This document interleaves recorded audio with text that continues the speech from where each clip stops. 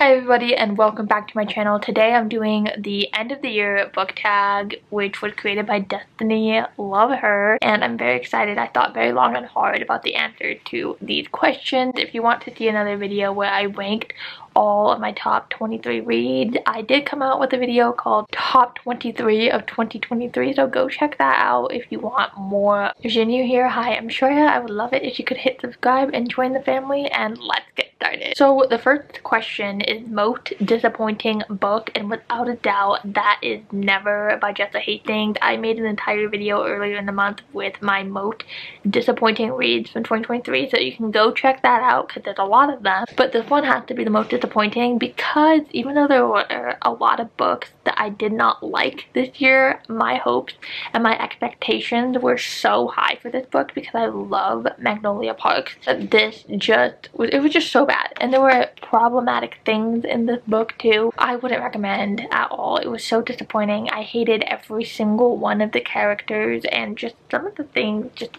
kind of grossed me out in this book.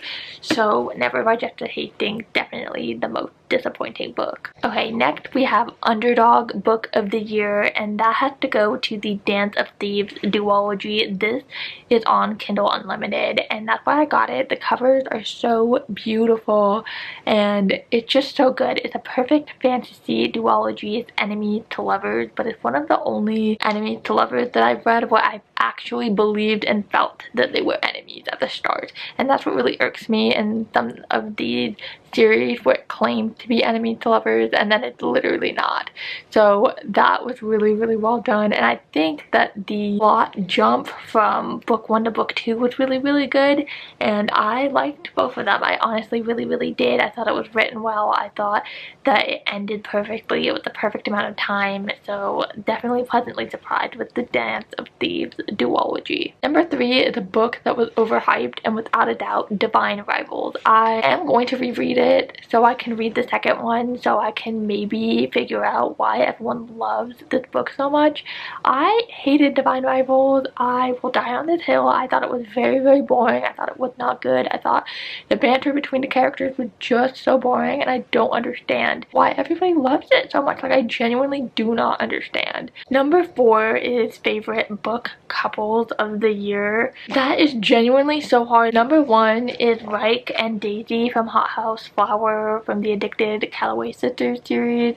I love Reich and Daisy. I do love all of the couples in this whole series, but Reich and Daisy have it down pat. I only own this book from the entire 10-book series, and that's just because I love this book so much that I just had to have it in my possession. So I think about Reich and Daisy all the time. All-time favorite couple that I read this year. Next we have favorite main characters. Now I have something wrong with me where I find a lot of main characters really annoying. There's just not a lot of main characters that I really like. My all-time favorite main character, like ever, is the main character, the FMC in the Throne of Glass series, but I reread it this year, so I can't count that as something new. So I have 2. I said Kiva from the Prison Healer trilogy. I think that she went through tremendous growth. She was very likable, and I just really felt for her and all the things that were going on in her life. Like, I felt for her, and I really liked her. And then I also really liked Darrow from Red Rising because his growth was spectacular across the 3 books. I thought that the author, Pierce Brown, did him justice, and just even the writing and his thoughts from the first 40 pages of Red Rising all the way to the end of Morningstar was so good. So I think Darrow was one of my favorite main characters of the year. Okay, number 6 is a book that surprised me, and without a doubt it has to go to Shark Heart. I checked this book out of the library so I could make fun of it because there's no way I was going to like a book that was about a main character getting diagnosed with a terminal illness that he was going to turn into a great white shark. But I loved it. It is such a profound book. It is so beautiful, and everyone needs to go read Shark Heart. And I know that people are not going to read it because it is crazy, but I haven't even heard anyone talk about it. I haven't heard anyone read Shark Heart, but you need to, you need to read it. need to read Short Card. Okay, number 7 is my favorite new author that I discovered. Without a doubt, it is Jessa Hastings. The Magnolia Park universe is just so good. I haven't really discovered a lot of new authors because with a lot of them that I really liked, I read their first book in 2022, or even before that. I would say maybe even R.F. Kuang, but I feel like I read some of her books in 2022. But Jessa Hastings, just so good. And even though Never was really bad, she did have her moments where the sentences were really pretty, but Magnolia Parks just takes the cake for me. That even though Never was not my cup of tea, I will still read whatever she puts out because she outdid herself with Magnolia Parks. Okay, number 8 is Happiest Read of the Year, and it is without a doubt Carrie Soto is back. I ate this book up. I thought it was so good, and it made me happy because I read it during a period of my life where I was obsessed with tennis. I was watching everything tennis related. Like, I just loved tennis so much. And so when I read this, like, I read it in one day. The writing was so fast paced. It made me want to know everything that was going to go on, and it just made me so happy. Like, I just loved it, and I love Carrie Soto, so that was definitely my happiest read. Also worth noting that I read sad books. Like, I love a sad book. I love a book that will make me cry. And so this is just kind of a funny question to me, because if I know a book is like super happy, I won't read it. Next we have most frustrating book, and I have Legendborn for that. I thought I was going to love this book. I love fantasy. This takes place in North Carolina. I went to school in North Carolina, and I just thought I was gonna eat it up. It was frustrating to me because it just felt boring. I felt like I was out of the story so many times. Like, I think honestly it was just one of those things where I just disconnected with the book and I didn't really care what was going on, because I know so many people love Legendborn, but it was just not for me. It was so hard for me to get through this book. And then the other book I have is Ninth House. It was just so bad. Ninth House, and I love Rhea Bardugo, but Ninth House was just so frustrating. And I loved Dark Academia. That's why I decided to read it, and that one was really frustrating. Next we have Best Adaptation, and yes, I did love Daisy Jones and the Six, but this has to go to Lessons in Chemistry. I read this book earlier this year and I did like the book. It wasn't like amazing, but I did not think it was like a good book. And then I watched the adaptation, and I loved it. I thought it was so good. I thought it was done so well, and it was just really interesting. I just loved it. I thought the acting was so good. It's just like the way the show was made was really good. So Lessons in Chemistry, I think it gets slept on a lot, but I highly recommend watching it. It's on Apple TV. Number 11 is the longest book, and it has to go to Kingdom of Ash, which is 980 pages. I did reread it, and I am going to count it because I don't even know. I don't think any other book I read was even close to that. Maybe because I read the Poppy War trilogy and Morning Star. I did read some pretty long books, but Kingdom of Ash, I reread it, almost 1,000 pages. Next question is the shortest book, and it was a Shatter Me novella for sure. I don't know which one. I think like Fracture Me, but those books take like 20 minutes to read. Number 13 are favorite book covers, and is that even a question? Because it has to go to the Magnolia Parks book covers. Like, look at how gorgeous it is. I read these on my Kindle and then loved them so much and loved the covers that I ordered them from Europe. Look. It's literally gorgeous. It is gorgeous. Look at that.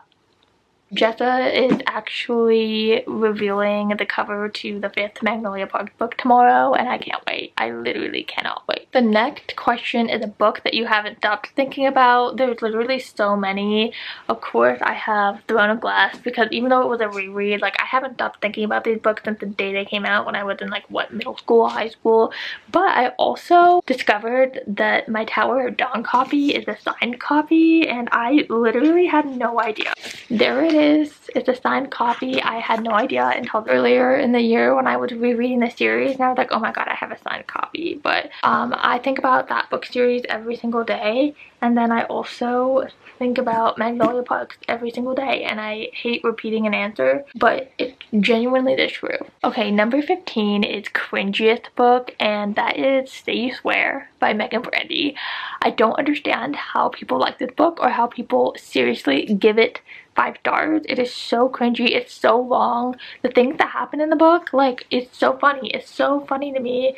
It's just so bad. It's so bad, and so many people love this book, but it is just so cringy. It was one of the first picks that my little book club picked out, and it was just ooh, it was so cringy. Okay, the next question is an unpopular book that I loved, and that is I Fell in Love with Hope by Lan Colley. I recently just annotated a copy of this book for my friend for Christmas, and I was like crying in tears. That's how much I loved it, and I was curious to see if I would still love it upon the reread, upon knowing that people like didn't like it, and I still loved it.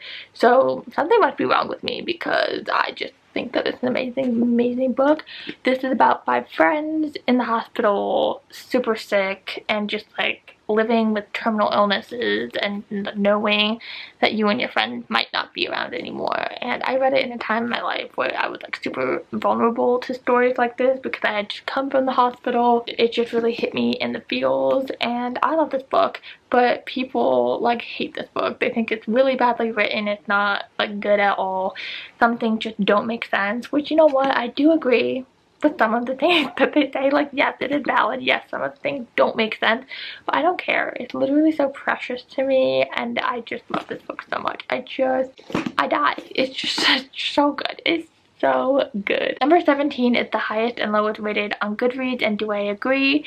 The highest is Kingdom of Ash, which has a 4.66 on Goodreads, and yes, I agree. I think it deserves a 5-6 star rating. It is just phenomenal. It is such a good end to the series and totally deserves it. And then my lowest rated is 3.38, which is Fracture Me from the Shatter Me series. And yeah, honestly, the whole Shatter Me series is very mid, so I do agree with it. Number 18 is Fave Quotes of the Year. Now, I don't really pay attention to book quotes or write down book quotes, but I have to say, definitely The Great Undoing, Daisy Haight. So many good quotes. I'm not gonna go and find them, but just literally so good. And then I'm sure there's some really good quotes in The Invisible Life of Addie LaRue, because I highlighted all over this book, and literally, yeah, I'm opening it up and I landed on this quote. When you live long enough, even madness ends. It's just so good. I love quotes, and I feel like a lot of books have really good quotes, even books that are kind of mid.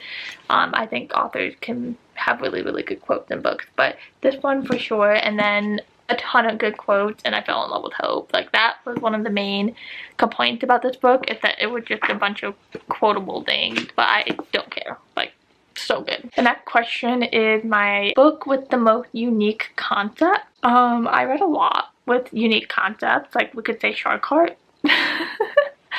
But in the spirit of picking a different book, I have Anxious People by Frederick Backman. I think that has a really unique concept. It's about a bank robber, but it's also about how the lives of all the people that the bank robber has hostage connects, and I thought that was really unique. And there was one chapter of Tomorrow and Tomorrow and Tomorrow where you like jump into a video game, and that was really unique. Okay, number 20 is What Would I Reread? I hate to repeat myself, but it has to be Hot House Flower. Just because it is the only book that I own of the 10 book series will just show you how much I love this book, and so I can't wait to read it. So I actually do plan on reading this in 2024. Number 21 is my reading goal now and next year. So my reading goal this year was actually only 50 books, and it kept on creeping up and up and up when I hit it. But I am at like 166 or 167 books right now, which is insane, and I don't want to do that next year. Next year, my reading goal is going to be 100 books, I think. 100 or 75. It's going to be lower than the amount of books that I read this year because I just don't want to do it. I want to focus on other things, and so my reading goal is going to be 100 books or 75 books. And then the last question is my priorities for 2024, and my priorities is just being pickier with the amount of books and the type of book that I choose to read, and I just want to read quality books over the quantity. That is the main goal of 2024, is I just want to pick quality books, and if I don't like it, I'll DNF it. And it's so hard for me to DNF, but I'm trying to pick quality books and just only read what truly brings me joy or extreme pain. Alright guys, that is it for this video. I really hope you liked it. Let me know what your favorite book of 2023 was, and I'll see you next time. Bye!